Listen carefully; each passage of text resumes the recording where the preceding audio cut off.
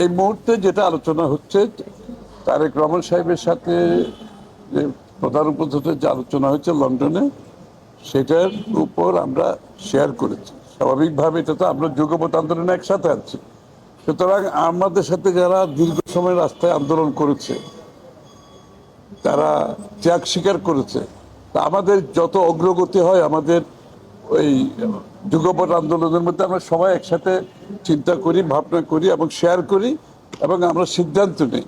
সুতরাং আজকে লন্ডনের মিটিংয়ের উপর আমরা শেয়ার করেছি এবং দুই পক্ষই অত্যন্ত সন্তুষ্ট যে আমরা যে ফেব্রুয়ারিতে নির্বাচনের দিনক্ষণ মোটামুটি একটা ঘোষণা আসছে। এই ঘোষণার পরিপ্রেক্ষিতে আগামী দিনে আমরা কিভাবে আমাদের এগিয়ে যাব, এখানে নির্বাচনী কর্মকাণ্ড আছে, আগামী দিনগুলোতে নির্বাচন না হওয়া পর্যন্ত আরো তার আগেও কিছু কর্মকাণ্ড আছে, এবং তাছাড়া আমাদের 31 দফা বাস্তবায়নের ব্যাপারে যে আমরা ঐক্যবদ্ধভাবে যেটা তৈরি করেছে সবাই মিলে, সেটা আমরা কিভাবে বাস্তবায়ন করব ঐক্যবদ্ধভাবে, মোটামুটি এই আলোচনাটাই হয়েছে। আমাদের আমাদের সামনের দিকগুলোতে আমরা বিগত দিনে যেভাবে আন্দোলনে ঐক্যবদ্ধ ছিলাম, আগামী দিনগুলোতে আমরা ঐক্যবদ্ধভাবে এগিয়ে যাব।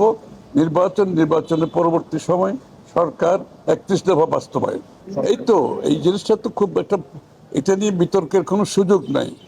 একটা জিনিস ডক্টর ইউনূস সাহেবও বলেছেন, জনাব তারেক রহমান সাহেব বলেছেন, প্রায় সব রাজনৈতিক দলের মধ্যে একটা ঐক্যমত আছে, সেটা হচ্ছে ঐক্যমতের পরিপ্রেক্ষিতে যে কটি সংস্কার করা সম্ভব সেই কটি সংস্কার হবে, তার বাইরে যাওয়ার কোনো সুযোগ নেই। কারণ প্রত্যেকটি দলের নিজস্ব চিন্তা ভাবনা আছে, দর্শন আছে, ভবিষ্যৎ আছে।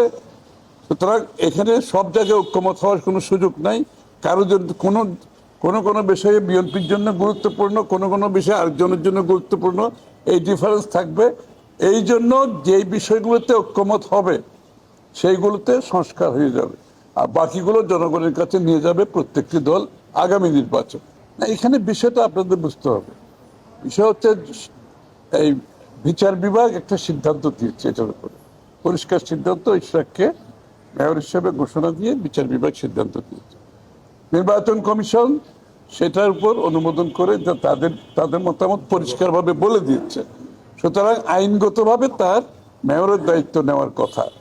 এবং আমরা আশা করছি বাংলাদেশে আমরা আইনের শাসনে বিশ্বাস করি, সরকার যারা পরিচালনা করে তারাও আইনের শাসনে বিশ্বাস করি, আমরা দৃঢ়ভাবে বিশ্বাস করি। আইনের শাসনে যদি আমরা বিশ্বাস করে থাকি, তাহলে ইশরাকের দায়িত্ব নেওয়াটা খুবই স্বাভাবিক এবং আমরা সরকারের এই সিদ্ধান্তের অপেক্ষায় আছি। না, এখন তো আমরা ওই পর্যায়ে আসি নাই। নির্বাচনের তফসিল ঘোষণা হবে, নির্বাচনী কার্যক্রম শুরু হলে তো এই প্রক্রিয়া হবে। আমরা সেই জায়গায় এখনো আসি নাই। যখনই নির্বাচনী কার্যক্রম তফসিল ঘোষণা হবে, এই আলোচনাগুলো, এই বিষয়গুলো উঠে আসবে এবং সকলের সাথে আলাপ আলোচনা করা হবে।